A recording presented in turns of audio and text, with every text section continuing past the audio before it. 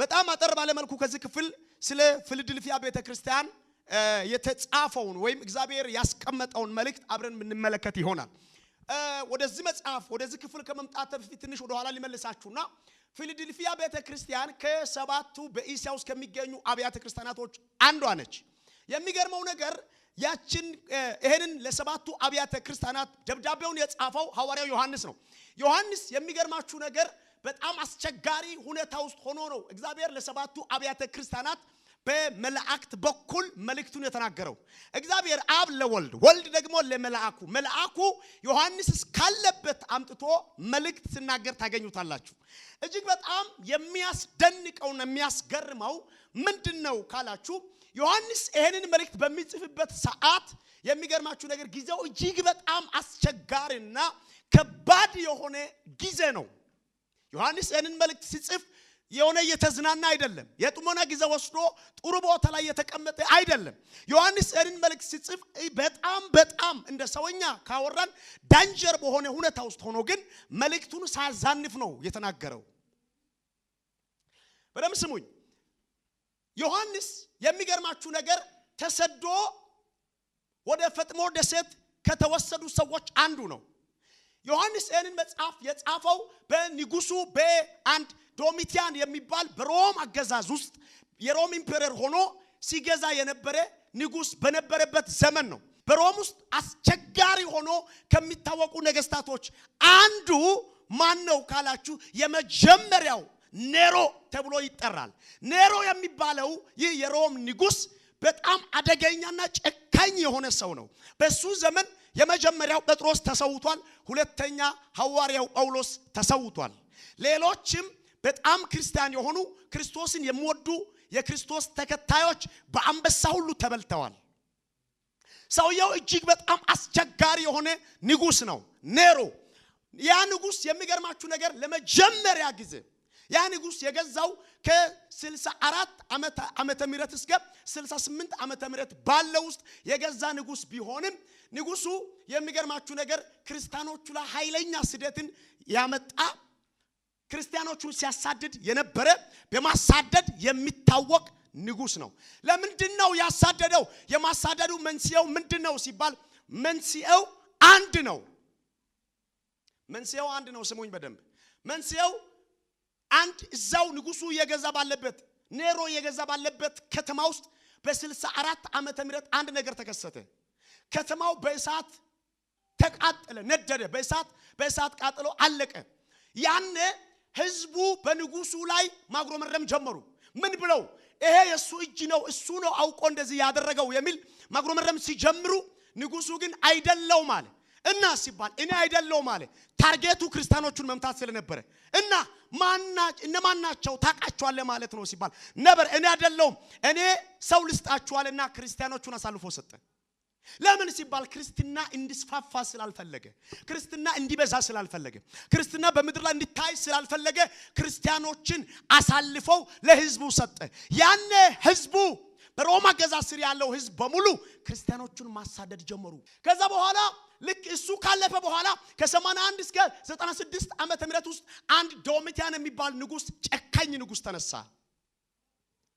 ጨካኙ ያ በሮም ላይ የገዛ ሮምን ሲገዛ የነበረው ንጉስ አሁን ሌላ ነገር አመጣ። ያ ንጉስ እንደተሾመ አንድ ነገር አለ። ምንድነው ሲባል እኔ መመለክ አለብኝ አለ። እኔ አምልኮ ይገባኛል አለ። ሮም ላይ ብዙ የባዕድ የማምለኪያ ዐፀዶች አሉ። ይሄ ንጉስ ደግሞ ሊመለክ ፈለገ። አምልኮ ይገባኛል አለ። ዮሐንስ ጨካኝ ከሆኑ ከክርስቶስ ተከታዮች አንዱ ነው። ምንድነው ሲባል ብዙ ሰዎች ብዙ ክርስቲያኖች እንስገድልህ ብለው ዝቅ ሲሉ ዮሐንስ እንደዚህ አለ፣ አልሰግድልም፣ ስግደት የሚገባው ለኢየሱስ ነው። አንድ ቀኛችሁን ከፍ አድርጉና ስግደት ለኢየሱስ ነው በሉ። ኢየሱስ ያድናል። ልመለክ ፈለገ፣ አምልኮ ይገባኛል አለ። ዮሐንስ ነበር እኔ ለሚሰበር ለሚሞት ለሚጠፋ አምልኮ አልሰጥም። አምልኮ የሚገባ የታረደ ታስታውሳላችሁ። የዮሐንስ የራእይ መጽሐፍ ስትመለከቱ አይውላችሁ መጽሐፉ ሶስት መሰረታዊ ነገሮች ላይ የመጀመሪያው ፓስት ባለፈው ታሪክ ላይ ፎከስ ያደርጋል። ሁለተኛው ፕሬዘንስ ላይ፣ ሶስተኛው ፊውቸር ነው።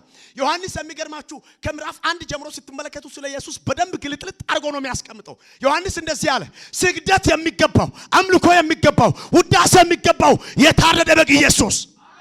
እስታንደ እጃችሁን ከፍ አድርጉና የታረደ በግ ኢየሱስ በሉ። ቀኛችሁን ከፍ አድርጉ። አንድ መንፈስ የሚሰበራል። እጃችሁን ከፍ አድርጉ። ከትውልድ ላይ አምልኮ የለመደ መስዋዕት የለመደ ሲመለክ የቆየበትና ባንተ ዘመን ይሰበራል። ኢማኑኝ ከጥቂት ጊዜ በኋላ በቺቺና ምድር ላይ አይቀጥልም። በአዲስ አበባ ምድር ላይ አይቀጥልም። በኢትዮጵያ ምድር ላይ አይቀጥልም። ዮሐንስ ጨከነ። እኔ በፍጹም አለ አላመልክም አለ አልሰግድልህም አለው። ከዛ በኋላ ዮሐንስን ብድግ አድርጎ ያዘና የሚገርማችሁ እስር ቤት እስሩ የት ቢሆን ጥሩ ነው? በሜዲትራኒያን አካባቢ የሚገርማችሁ በፈጥሞ ደሴት በሚባል ዙሪያው በባህር ተከቧል። በጣም ትንሽ ዛፍ ያለበት በጣም ዙሪያው በባህር የተከበበበት አካባቢ አምጥተው ዮሐንስን አሰሩት። በጣም የሚያስደንቀው ነገር እግዚአብሔር አብ ለወልድ መልእክቱን ሰጠ ይላል። ወልድ ለመላእኩ ሰጠ ይላል። ምን ያክል መልእክቱ ክብደት እንዳለው ተመልከቱ። ይሄ ብቻ አይደለም፣ አብ ለወልድ ሰጠ፣ ወልድም ለመላእኩ ሰጠ። መልአኩ አምጥቶ ነው ለዮሐንስ በዛው በፈጥሞ ደሴት ውስጥ መልእክቱን የተናገረው። ይህ ማለት ምን ማለት መሰላችሁ? አብ ለወልድ ለምንድን ነው የተናገረው ሲባል በሰውና በእግዚአብሔር መካከለኛ ሌላ የለም ከኢየሱስ። አሜን። አንድ ሰው አሜን ይበል። እስቲ እጃችሁን ከፍ አድርጉና ኢየሱስ መካከለኛ ነው በሉ። በሰውና በእግዚአብሔር መካከለኛው እርሱም ክርስቶስ ይባላል። እጅግ በጣም ደንቆ ነገር ልንገራችሁ። ከዛ በኋላ በጣም የገረመኝ ልንገራችሁ።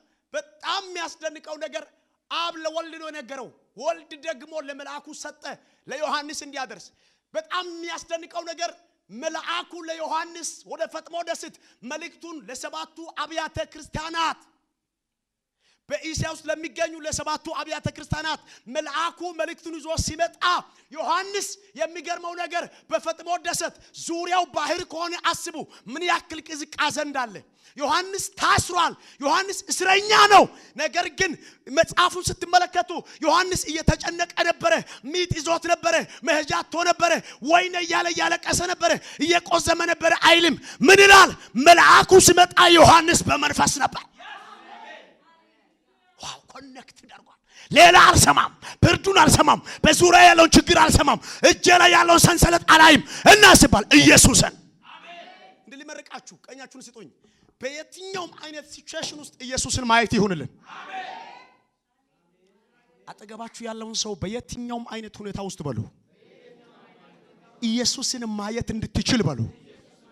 እግዚአብሔር አቅም ይስጥ ይበሉ። እስቲ ኧረ አንድ ሰው አሜን ይበለኝ። ዮሐንስ በመንፈስ ነበርኩኝ which means ሌላ ነገር እየሰማው አልነበረም። ለሌላ ነገር ጊዜ አልነበረም። ለወሬ ጊዜ አልነበረም። ለሐመት ጊዜ አልነበረም። ለጭንቅ ጊዜ አልነበረም። ጊዜን በሙሉ ከኢየሱስ ጋር እኔ በመንፈስ ነበርኩኝ። ከዛ ዮሐንስ መልአኩ መጣና አንኳኳ፣ ጠራው። አቤት ሲለው ለሰባቱ አብያተ ክርስቲያናት መልእክት ይዞ መጥቷል። ጻፍ አለው። በጣም የሚደንቀው ነገር ልንገራችሁ። በጣም የሚያስገርመው ነገር አሁን ወደ ሐሳቤ ልምጣ፣ ምክንያቱም እንደዚህ ካወራው ስለሚቆይ። ዮሐንስ የጻፋቸው ሰባቱ በኢሲያ የሚገኙ አብያተ ክርስቲያናቶች በጣም ትልቅ ቁልፍ መልእክት ነው ዮሐንስ ለነሱ የተናገረው። በጣም ከምንም በላይ የገረመኝ ነገር ልንገራችሁ።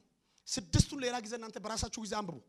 አሁን ያነበብኩት ሰባተኛው ማለት ምዕራፍ 3 ላይ ከቁጥር 7 ጀምሮ የምትመለከቱት የሚገርማችሁ የፊላዴልፊያ ቤተክርስቲያን እጅግ የሚያስደንቀው ነገር ከሰባቱ አብያተ ክርስቲያናት አንዷ ነች።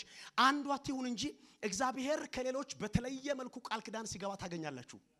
ሌሎች አብያተ ክርስቲያናት ላይ የሚነቅፍብሽ አለ፣ ይሄን ባታረጊ የሚነቅፍብሽ አለ፣ ይሄን ባታስተካክይ የሚነቅፍብሽ አለ እያለ ያወራል። ወደ ፊላዴልፊያ ሲመጣ ግን እግዚአብሔር ራሱ ቀጥታ ፕሮሚስ ሲገባላት ታገኛላችሁ።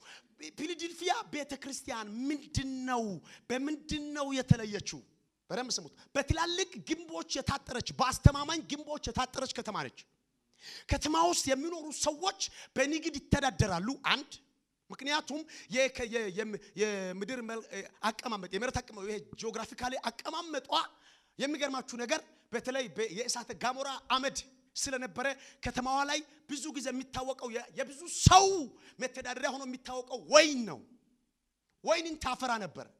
ከዚህ የተነሳ ብዙ ሰዎች በንግድ ይታወቃሉ። የተለያዩ ኢንዱስትሪ ስራዎች ይሰራሉ እዛ ከተማ ውስጥ። በጣም ስሙኝ፣ አሁን ይሰራል። እዛ ከተማ ውስጥ እና በከተማዋ በር ትልቅ መንገድ አለ የንግድ መንገድ ማለት ነው ከተለያዩ ጠረፍ የመጡ ሰዎች ወደ እስያ ወደዛ የሚገርማችሁ ነገር በየትኛውም ነገር ሁሉም ሰው በዛ መንገድ አቋርጦ ስለሚያልፉ መንገድ ስላለ የሚገርማችሁ ያ መንገድ ለንግድ ለተለያዩ ነገሮች ምቹ ነው ከተማዋ ተቆረቆረችበት ዋነኛው የሚገርማችሁ ነገር ወደ እስያ ከተማ በደም ስሙት የግሪክ ቋንቋ ተናጋሪዎች ባህላቸውን ቋንቋቸውን ፍልስፍናቸውን ጭምር ወደ እስያ ለመላክ የሚጠቀሙባት ዋና በር ነው ያ መንገድ ዋና በር ነው አሁን ልብ ብላችሁ ስሙኝ ዋና በር ነው እንዲህ ሆኖ እያለ የሚገርማችሁ ግን ከተማ ውስጥ አንድ ትልቅ ችግር አለ ችግሩ ምንድነው ሲባል ከተማ ውስጥ ከእሳት ጋሞራ አልፎ ሁለተኛ ሌላ ችግሩ ምንድነው ሲባል ከተማ ውስጥ የሚታወቀው አንድ ነገር አለ የመሬት መንቀጥቀጥ ነው በመሬት መንቀጥቀጥ ምክንያት ሰው ታላላቅ ሰዎች ባለጸጋዎች ህንጻ ያላቸው ሰዎች ህንጻ ይሰራሉ በመሬት መንቀጥቀጥ ብዙ ጊዜ ይፈርሳል